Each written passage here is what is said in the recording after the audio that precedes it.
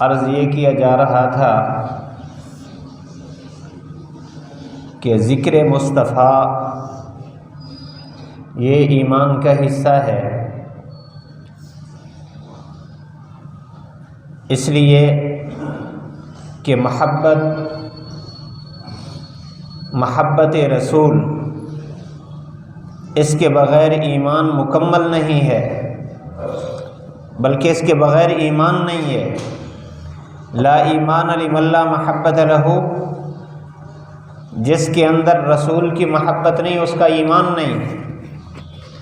اور پھر لا یؤمن احدکم حتی اکون احب الیہ من والدہ وولدہ والناس اجمعین، محبت بھی اتنا اعلیٰ درجے کی کہ والدین، اولاد، رشتہ دار، تمام تعلقات، تمام محبتوں پر اللہ کے نبی کی محبت غالب ہو۔ جب تک محبت غالب نہیں ہوگی اس وقت تک ایمان مکمل نہیں ہوگا۔ اور ہمیشہ محبت کی بنیاد ذکر ہے۔ جس چیز کا زیادہ تذکرہ ہو، زیادہ تذکرے سے اس چیز کی محبت آتی ہے۔ دنیا کا اصول تجربہ ہے، جو دنیا معاشرے میں رہنے والے لوگ ہیں، کہ کسی چیز کی بھی محبت کا راستہ اس کا تذکرہ ہے۔ جو بھی کبھی کسی چیز کا محب اور شائق ہوا ہے، اس کو شوق پیدا ہوا کہ میں یہ کام کروں، یا میں اس کے ساتھ تعلق بناؤں، یا میں اس کے ساتھ رابطہ کروں، میں اس کے ساتھ معاملات اختیار کروں، تو اس کا پہلا دروازہ ذکر ہے۔ اس کا پہلے اس کا تذکرہ سنتا ہے، پھر وہ تذکرہ جب کثیر ہو جاتا ہے، آہستہ آہستہ اس کے دل کا میلان ہوتا ہے، وہ کام شروع کر دیتا ہے۔ دنیا میں جھوٹی محبتوں کے سینکڑوں قصے ہیں، سینکڑوں واقعات ہیں۔ یہ جو جھوٹی محبت ہے اس کی بنیاد بھی تذکرہ ہے۔ پہلے کسی کا ذکر، اس کی صفات کا ذکر، اس کے کمالات کا ذکر سننے کے بعد پھر اپنا جان مال قربان کرنے کے لیے تیار ہوتے ہیں۔ عرض یہ کیا جا رہا تھا کہ ذکر کی 3 قسمیں ہیں۔ ایک ہے ذکر باللسان، زبان سے تذکرہ کرنا۔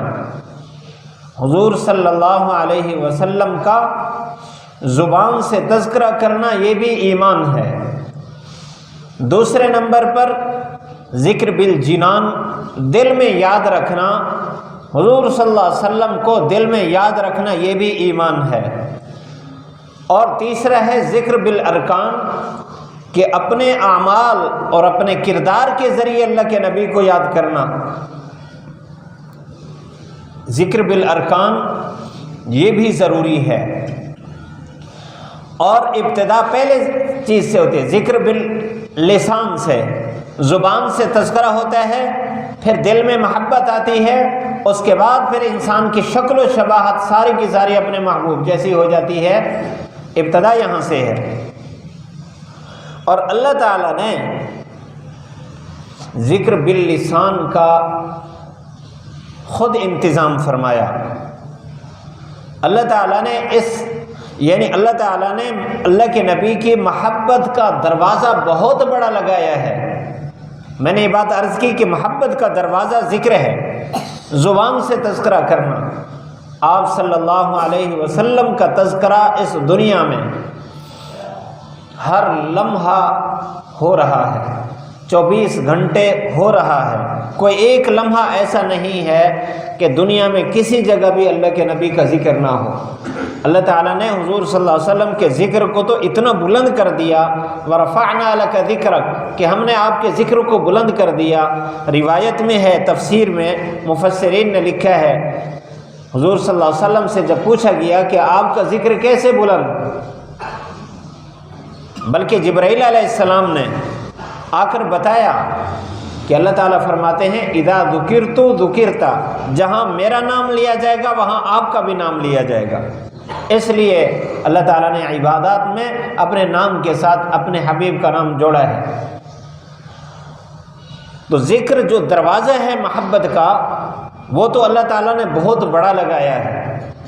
جتنا زیادہ ذکر ہوگا آپ صلی اللہ علیہ وسلم کا اتنا دل میں دوسرے نمبر کا ذکر بیٹھے گا، جتنا دل میں دوسرے نمبر کا ذکر بیٹھے گا اتنا ہی ارکان میں آپ صلی اللہ علیہ وسلم کا حقیقی ذکر آئے گا۔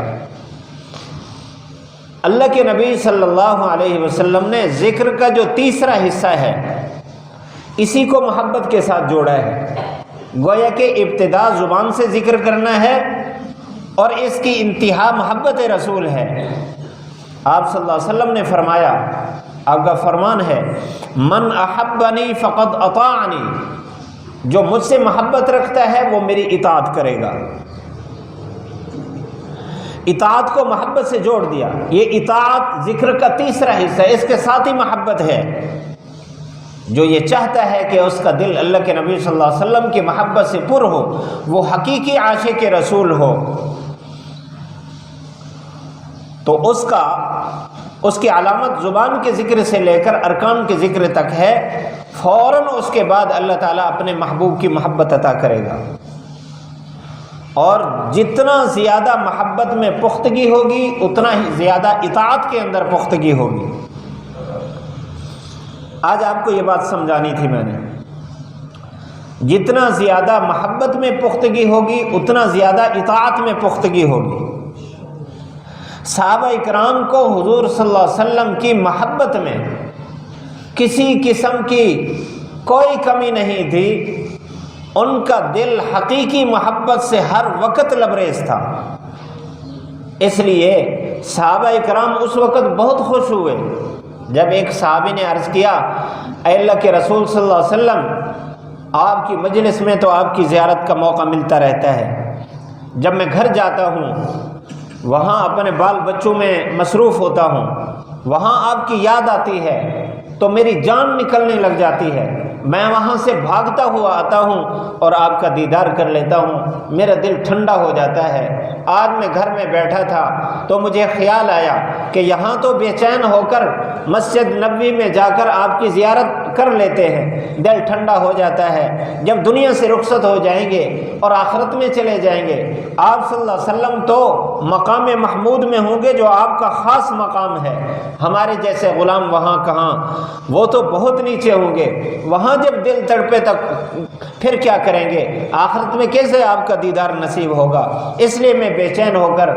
روتا ہوا آیا، جب مجھے یہ خیال آیا میری جان نکلتی تھی۔ آپ صلی اللہ علیہ وسلم نے فرمایا پریشان ہونے کی ضرورت نہیں ہے، المرء مع من احبہ، قیامت کے دن ہر آدمی اسی کے ساتھ ہوگا جس کے ساتھ اس کو اعلیٰ درجے کی محبت ہے۔ صحابہ فرماتے ہیں کہ اس سے خوشی کا دن اور ہم نے نہیں دیکھا۔ یہ جو صحابہ یہ فرما رہے ہیں کہ اس سے بڑی خوشی ہمیں کسی دن نہیں ہوئی جو اس دن ہوئی آپ صلی اللہ علیہ وسلم کا یہ فرمان سن کر، اس لیے کہ وہ اطاعت میں 100% سچے تھے۔ یہ جو اطاعت ہے کسی کی فرما برداری، اس کے بھی 3 درجات ہیں۔ ایک درجہ ہے کہ جس میں انسان کی اپنی رغبت بھی ہو اور ماحول بھی موافق ہو، یہ اطاعت کا سب سے آسان درجہ ہے۔ خود بھی ذوق ہے کہ میں سنت پر عمل کروں، ماحول بھی بنا ہوا ہے سنت پر عمل کرنے کا۔ اگر ایسے موقع پر بھی آدمی سنت پر عمل نہیں کرتا تو یہ ایمان کے نقص کی دلیل ہے، ایمان کے کمزور ہونے کی دلیل ہے۔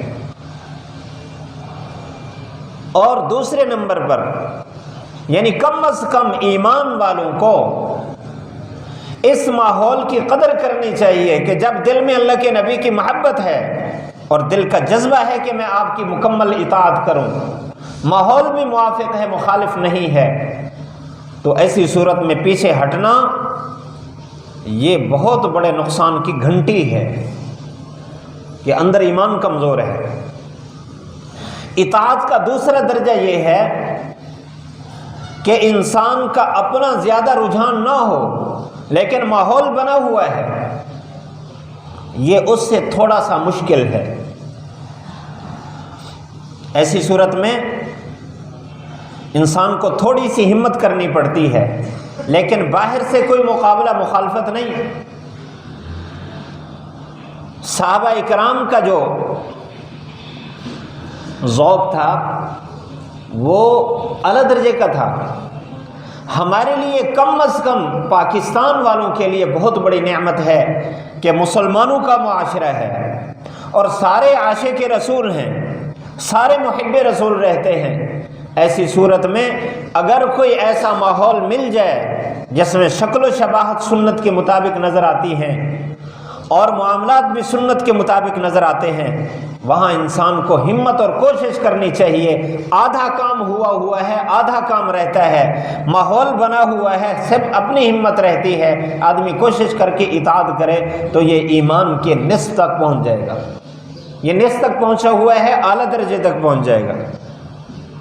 اور اطاعت کا ایک اعلیٰ درجہ ہے، وہ یہ ہے کہ ماحول مخالف ہے، انسان کے اندر جذبہ ہو کہ میں سنت پر عمل کروں، اندر جذبہ ہو، ماحول مخالف ہو، یہ اطاعت کا اعلیٰ درجہ ہے۔ ایسی صورت میں اطاعت کرنا، آپ صلی اللہ علیہ وسلم کی فرما برداری کرنا، یہ ایمان کے اعلیٰ درجے کی دلیل ہے اور محبت کے اعلیٰ درجے کی دلیل ہے۔ یہ محبت ضرور آپ صلی اللہ علیہ وسلم کے ساتھ قیامت کے دن آپ کے ساتھ جنت میں لے جائے گی۔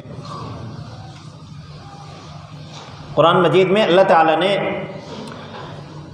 ایمان والوں کا ایک جگہ عجیب انداز میں تذکرہ فرمایا، یا ایھا الذین آمنوا من یرتد منکم عن دینہ، اے ایمان والو، مقصد یہ ہے کہ تمہارے ایمان کی ہمیں کوئی ضرورت نہیں ہے، اگر تم ایمان لے آتے ہو اس میں تمہارا اپنا فائدہ ہے، بالفرض اگر تم ایمان سے بھاگ جاؤ، من یرتد منکم عن دینہ، کوئی آدمی اپنے دین سے بھاگ جائے، فسوف یأتی اللہ بقوم، پھر اللہ تعالیٰ ایسی قوم لائے گا، یحبہم ویحبونہ، کہ اللہ ان کو اپنا محبوب رکھے گا، وہ اللہ کے محبوب ہوں گے، اللہ ان کا محبوب ہوگا۔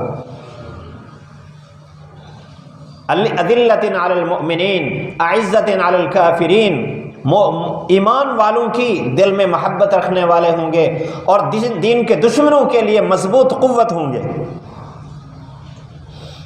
یجاہدون فی سبیل اللہ، اللہ کے راستے میں ان کو مقابلہ کرنا پڑے اپنی جان پیش کریں گے۔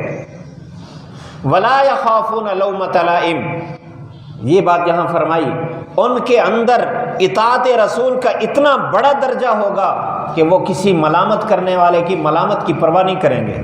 یہ وہی اطاعت کا اعلیٰ درجہ ہے کہ اندر جذبہ ہے سنت کا لیکن ماحول مخالف ہے، وہ سنت پر عمل نہیں کرنے دیتے، سارے شور کرتے ہیں، کھڑے ہو جاتے ہیں اور ہمت افزائی کے بجائے پست ہمت کی طرف لے جاتے ہیں، اس کے ارادے توڑوا دیتے ہیں، حوصلے پست کرا دیتے ہیں۔ لیکن ایسی حالت میں سنت کو مضبوطی سے پکڑنا یہ اللہ کے محبوب ہونے کی دلیل ہے، اللہ کے رسول کے محبوب ہونے کی دلیل ہے۔ اور صحابہ اکرام کو اللہ تعالیٰ نے یہی مقام عطا فرمایا تھا کہ انہوں نے ملامت کرنے والے کی ملامت کی کوئی پرواہ نہیں کی، اطاعت کا اعلیٰ درجہ اختیار کیا۔ آپ یہ بات سنتے ہیں، حضرت حذیفہ بن یمان رضی اللہ تعالی عنہ کسریٰ کے بادشاہ کے پاس جب قاصد بن کے گئے تھے، شاہی دسترخوان پر سارے شاہی لوگ بیٹھے تھے، یہ قاصد بھی اسی دسترخوان پر پیارے محبوب صلی اللہ علیہ وسلم کا عاشق اور محب اور غلام، اور قاصد یہاں دسترخوان پر بیٹھا ہے، ساتھ ان کا ایک ساتھی بھی ہے، کھانا کھا رہے ہیں، درمیان کھانا کے لقمہ گرا نیچے،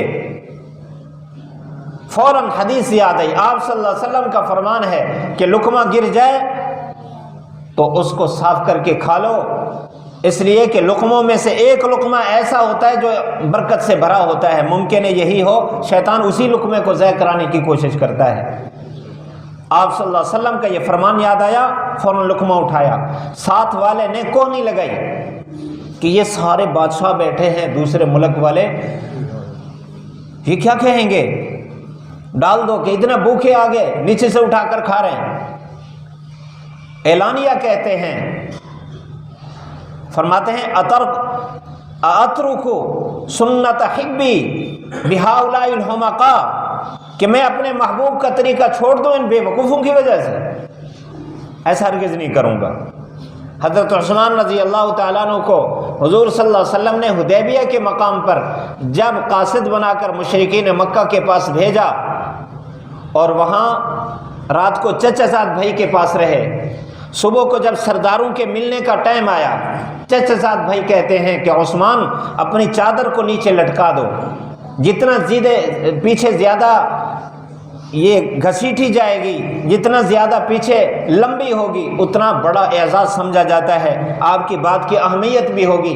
جو لوگ حقیر سمجھیں گے، دیہاتی سمجھیں گے، ان پڑھ سمجھیں گے، تو آپ تھوڑا سا اس چادر کو نیچے کر لیں۔